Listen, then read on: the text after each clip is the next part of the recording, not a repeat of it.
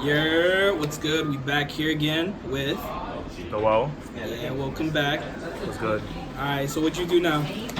I got third at this tournament that gave you the qualification for the North America regional thing, right? That's what it was. Yeah, invites to regionals. Yeah. The prelims, Yeah, the prelims. There we go. Yeah. So I got third at the prelim. The resistance on my the records, my opponents screwed me over. But my only loss was to Vanilla Goku, so it is what it is. The matchup was rough. He swarmed prelims and then kicked my face in. Alright. So what was your record? It was 4-1. The only round I lost was the last one, and then that's kind of what hurt my whole resistance, really. Alright, so the leader I played was Broly. He self-awakens every time he attacks, takes a card from his life, and he draws a card for the turn. On the awakened side, he restands any card. That could be energy, a battle card, himself. So he's really versatile in that aspect. And he's Frieza's leader, yellow, really good. So the deck I played was Broly Maiden. You have your 1-drop to search out all of your Universe 2 cards. And you have your 2-drop, who's a free blocker if there's any Universe 2 cards on the field. So this comes into play for free if you have him or any of the other pieces. It's really good for like the aggressive matchups. You just block, gets killed, and your leader doesn't get bodied. You need like as many turns as possible to not get beat up, pretty much. So the free blockers are good in that. So the chain is, like, I don't know if you could call it a chain, but this is the whole premise of the deck is Ribrianne. So she has barrier. The only like things that can really deal with her is the Goku 2, not the Goku. Well, the Goku 2, the Goku that attacks active cards. The Vegeta that decreases 10, and the glory obsessed Vegeta that attacks active cards twice. But there's really no like.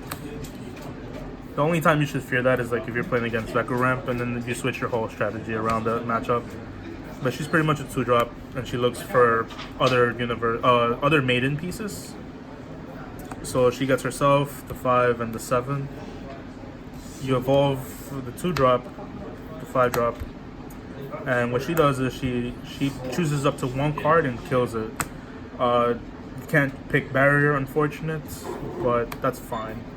Most of the annoying cards don't have barrier at the moment, and so she swings. And then what you could do with this specific EX evolve is evolve her for 1 and she restands. So that's pretty neat. So when she swings, your opponent gets 2 cards from their hand discarded at random. So you pick pretty much. And the cool thing with this whole deck is from the awakened side of the leader, you restand her and then she swings again. And your opponent loses for a total of 4 cards. You can decide to rest a card, crash into it, and they lose 4, and they probably won't protect it, restand it, swing into leader, and then they lose the total of cards. So that's the maiden right there.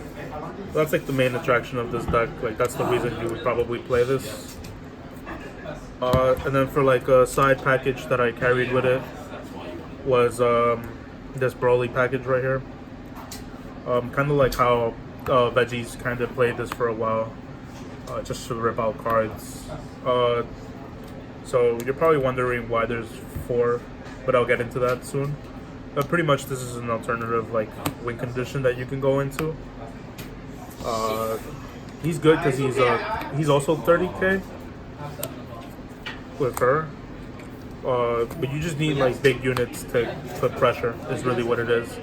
I went into him like twice, so he was pretty good, but I'd probably only play 2 and then cut these out for like Frieza's or something, the one that comes in for free.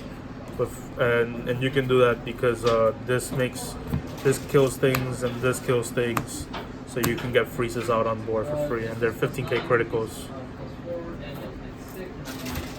The pseudo super combo of choice was the cells, just because it's on color and it draws you a card, and if you're in a bad situation you can cast it for 4 and he has critical, so that's good. But really you're just going to use this to protect your life, like I explained in previous videos. With this leader, his life on the awakened side is really precious, so the more times you can actually restand any of the your big cards like the Ribrianne, the more value you're going to get from him as the match progresses. And because he's Frieza's army, we played Rico Bloodlust. Yeah, the card's really self-explanatory. It deals with the 3-drop Janemba, so if they ever have the 3-drop, they swing into you, they can use Unyielding, and you cancel that whole option away from them by using Bloodlust on that. So that's good. Sometimes you just need the bad ring laser just to like stop like Mafubas. They'll like against Janemba, like they'll Mafuba you, and then they'll go into like any of the Janemba pieces that warps your Ribrianne, so that's annoying. I'm only playing this for negates. One of my friends asked for a time magic, and I had 2 originally, but I cut it and I lent 1 to him. I didn't miss it, but there was no real regrets. 2 Nimbus was fine. I never saw it when I needed it. Not like it really mattered. And I'm playing 3 explosives because you need to guard your life as much as possible. So it's really important to just keeping your life. So he's good because he gets rid of big threats. Against the Broly BR matchup, my opponent went into the secret, the Majin Broly, and he sacrificed his whole hand. And then I just hit him with explosive, and he lost his 40k double strike dual attack card. And I was expecting no Chronoa, so I went with 4 Shigesh. It was a really bold call on my part, but it worked out. So I was able to bring out explosive and Broly, and it's just being super greedy, being really greedy at the appropriate time in the format, because you can. I wouldn't suggest this in the best of 3, so you would probably switch up like the side, like your Brolys probably wouldn't be included. The Shigesh would be a different super combo, and you could change the deck and then name it your own at that point. It's up to you. I don't know. And we played Overwhelm.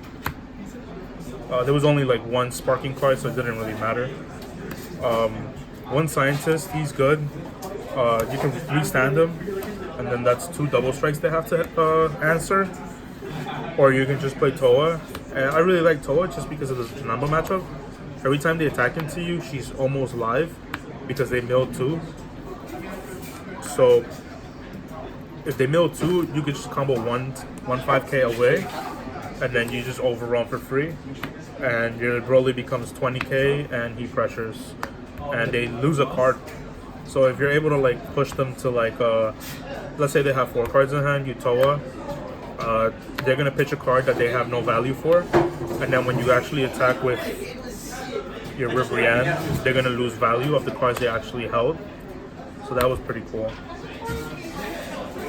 Really, like hand destruction is really good in this format, just because people are holding pieces. The Broly BR matchup was something I thought was gonna be bad, but the only way that I can see it being a hassle is if they play Chronoa in their sideboard.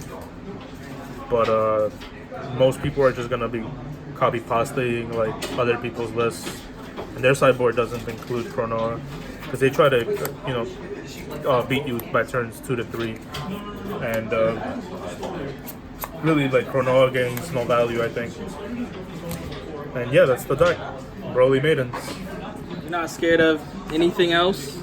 Nah, there's nothing really that can punish hand destruction. At least I don't think so. Read this card for me real quick. What is that? Mercenary Tao, Ruthless Trader. Oh, he's a 2-drop. Yo, he has barriered. I just explained that barrier cards aren't a problem. Whatever. Read it. If your opponent's leader is green or yellow, okay. Reduce the energy cost of this card by... Oh, so he's a 1-drop, okay. Once per turn, when a card in your hand is placed in your drop by an opponent's skill, your opponent chooses 3 cards in their hand and sends them to their... But no one's gonna really play this.